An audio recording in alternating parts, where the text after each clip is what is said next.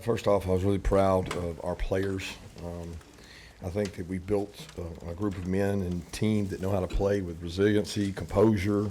Really, we talked all week about having discipline to execute in crunch times, and they did that. They had discipline.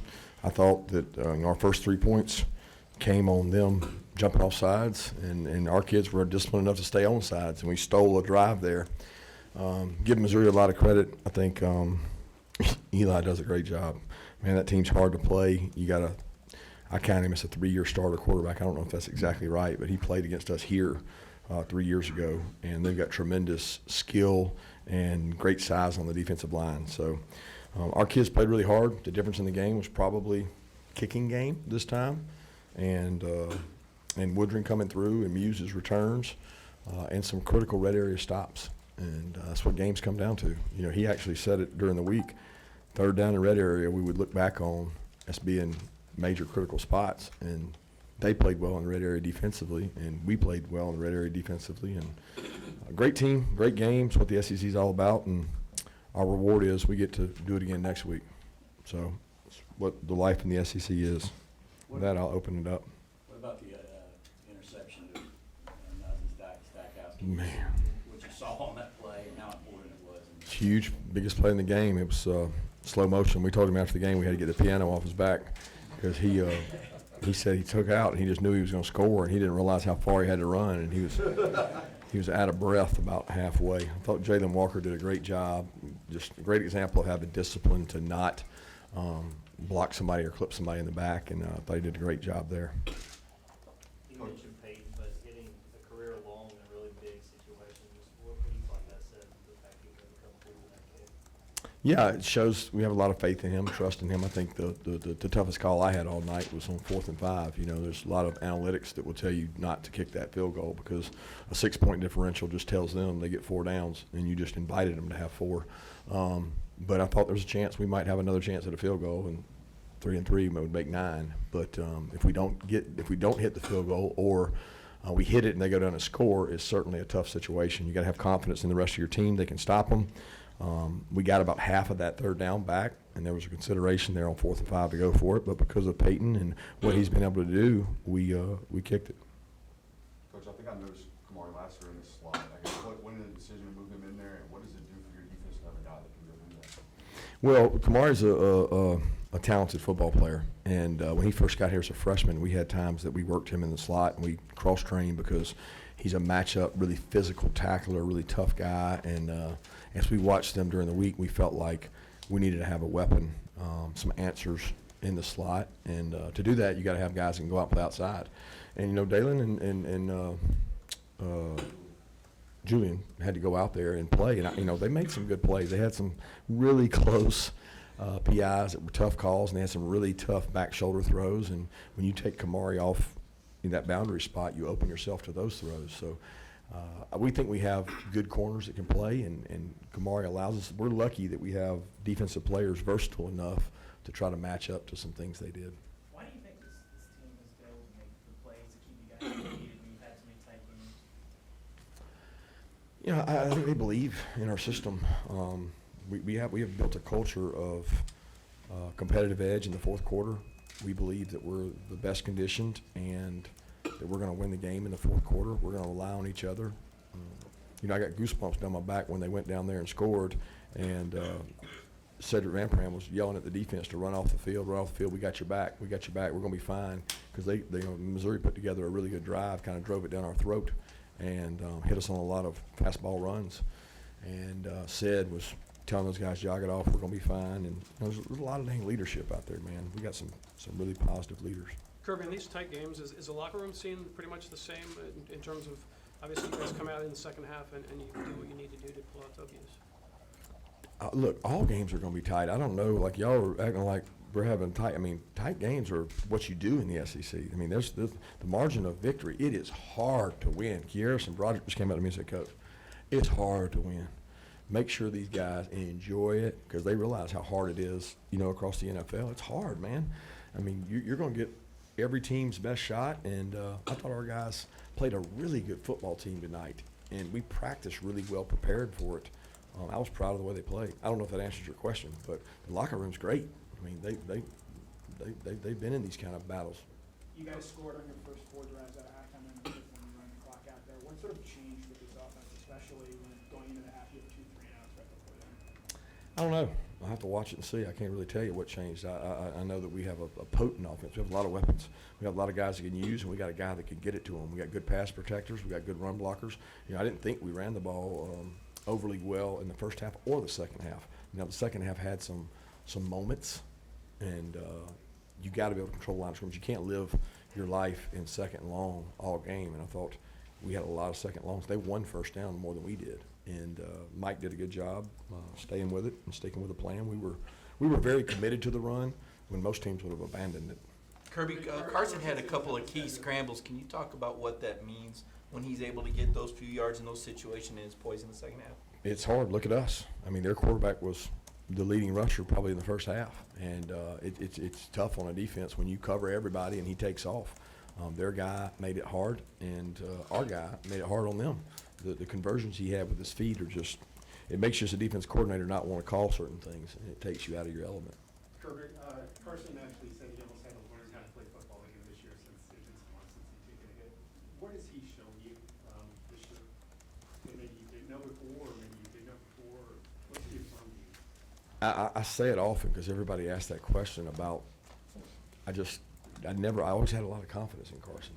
I mean, Carson, he did all the things he's doing now. He did them in our practices.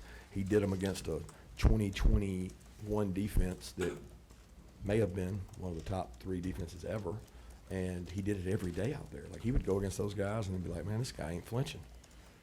So I've seen all these things before. If anything surprised me, it was probably his feet, because he didn't get to use those often.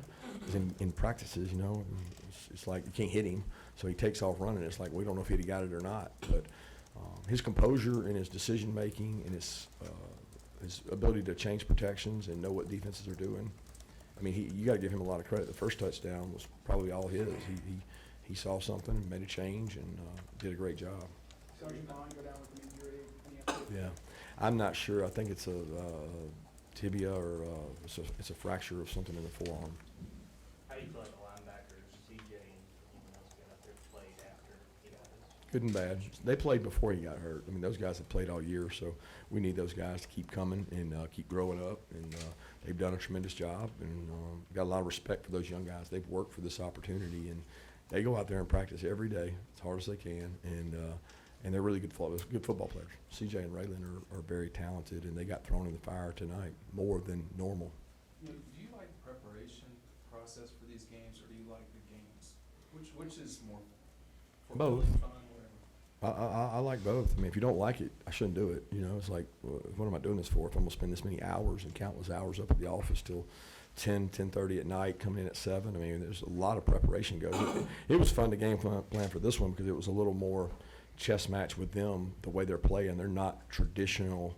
You know, they get in some 4 wide sets, and that's not like everybody's 11 and 12. They were 10, and we got to do some different things with that. They create tough matchups. They get the best personnel on the field when they do that. So I enjoy that part, and I enjoy seeing the kids play on game day. I enjoy the decision-making process. That as a head coach, I don't have to worry about calling it. I just got to figure out, you know, what's our next step, what's our next play, what's our next way to get an advantage. You've matched Coach Dooley's home win streak now, I think, with 24. What does that mean to get that victory at Sanford Stadium? It means I have a lot of respect for Coach Dooley, so I want him to keep his name on there forever. You mentioned that guy where Missouri kind of ran the ball down the field in the fourth quarter. What did you see in them that allowed them to have success on the ground overall in that drive? Tempo. I mean, they didn't do anything that they haven't done all year. I mean, they didn't scheme us up. They whipped our ass. Seems like they might have blitzed you a little bit in the first half, went a little cover 0. I guess what's the key to being successful in offense, even when facing pressure like that? They blitz us all game. I mean, it's what they do. They're aggressive. They come after you.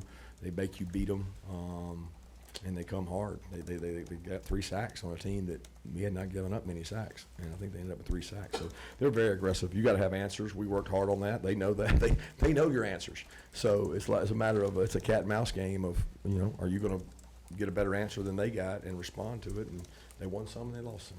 You talk about getting number 10 Ole Miss in your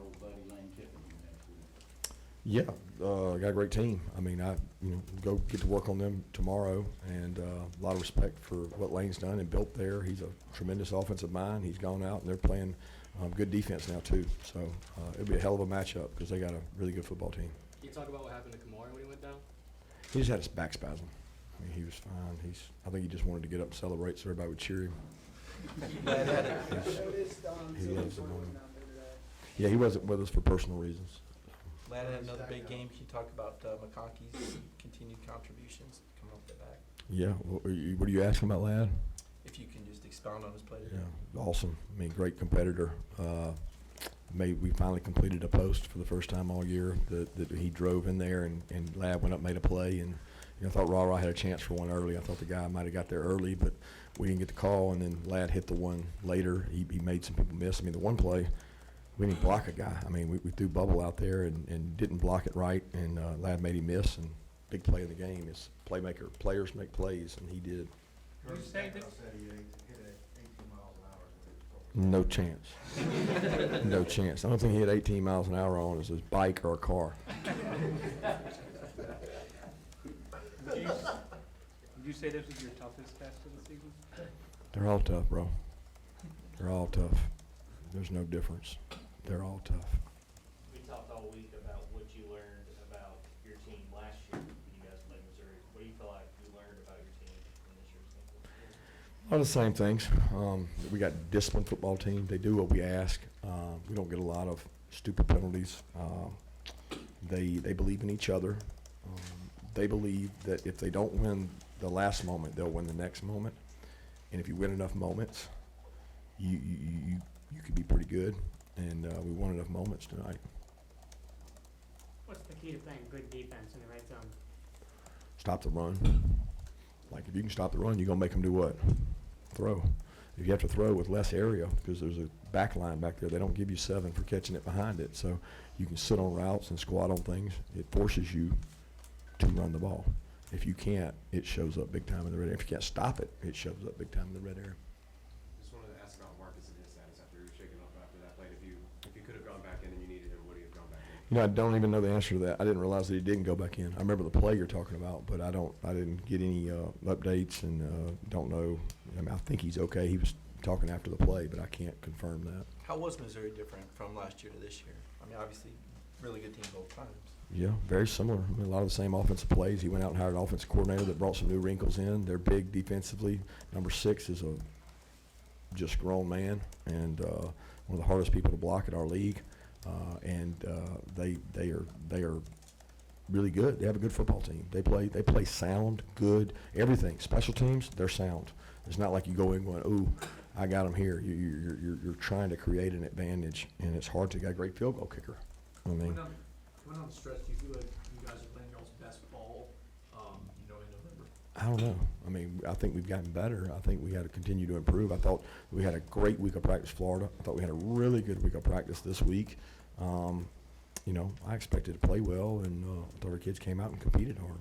Schrader obviously has a big day. What about, concerns about the running game? Or certainly tipping cap the way they got ran and they blocked. Yeah, he's a great runner, but they got a great scheme. I mean, they know when to run the ball. They're not running the ball into loaded boxes, and they do a great job with the stretch game. I mean, they run the stretch as good as anybody in college football, and they hurt us with it. So big catches. I don't think so. I don't know that. I have to go and see. I mean, I just got a text with the X-ray on it, so it's one of those that I doubt that it's going to be able to. I don't know that. Some big catches from Oscar. Just what do you feel like he brings to this offense? Great kid, great competitor, blocks his tail off, works hard, made catches down the field today. It's what we're recruiting for. I mean, Oscar Duff's a good football player.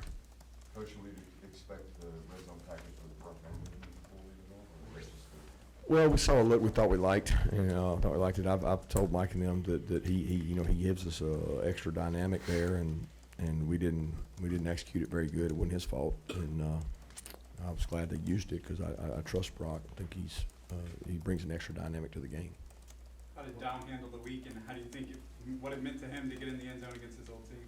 I know it meant a lot to him. There was a ton of players out there hugging him afterwards. He's such a great teammate and competitor that I know it meant a lot to him, but it meant a lot to them too. That can be emotional, and we talked about, you know, the two things that cause you to lose discipline are loss of emotions and loss of fatigue. And you don't let fatigue set in because you lose discipline. You don't let emotion set in because you lose discipline. And he didn't do that today, and I was really proud of him.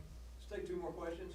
Coach was disappointed right before half, 2 minutes left, y'all didn't take advantage of the opportunity to maybe go in and score some more points right before halftime. Absolutely not. We didn't let them take advantage of it either. So, I mean, if we hurry up and punt it to them, they got more time. So the goal is to get a first down and score. If you don't do that, the goal is don't give them the ball. So am I disappointed we didn't quite convert? Yeah. But we, you know, he didn't call timeout either because he's sitting there thinking, oh, Lord, if I call timeout, I'm going to help them. And then we kicked the ball to them, and they didn't take advantage of it either.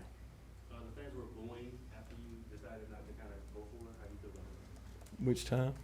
And at the end of the first half, you kind of. They were booing it. I think the 2-minute mark he's talking about where we stalled out. But I'll be honest with you, I got to make decisions based on what wins games, not what wins spreads.